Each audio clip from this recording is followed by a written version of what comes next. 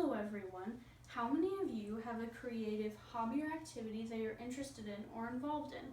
Today I will introduce you to my hobby of sewing.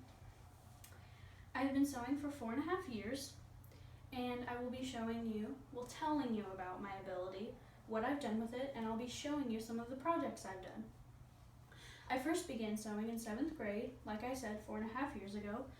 I was kind of forced into sewing because the home ec class was a sewing class and we had to sew to pass the class. So it was very surprising to me that this thing that started out as something I didn't want to do came naturally to me and I actually enjoyed it. I was very good at it and I began hand sewing whole pillows on my about 2nd week of being in sewing class. I used this skill from the start to make gifts for my family. I would sew pillows for Christmas gifts and birthday gifts. I didn't have a machine, which was kind of a big problem because if you don't have a machine, you have to completely hand sew, which makes it take a little bit more time. But for me, personally, hand sewing was very quick and easy to do for a gift for a pillow. So I want to show you some of the projects that I've done. Not all of them are for gifts. 2 of them are for me and 1 of them was a gift actually. This is my first project, okay? And the K on the front was hand sewn on the front. My name's Kristen, that's where the K comes from. I apologize for the stain. I picked out the zebra fabric because I like zebra print. And what I did was I used a machine for this one, just this one. I used a machine to sew most of the sides together, and then you leave a little opening. Wait, it's actually right here. You leave a little opening and you stuff it and then you hand sew the opening closed. And so that was my first project. I did use a machine for that one. This is actually my second project. I did not do this one in home ec class. I did it at home. I came home after school and I was bored and I realized, you know what, I bought the wrong fabric for home ec class, why don't I use it?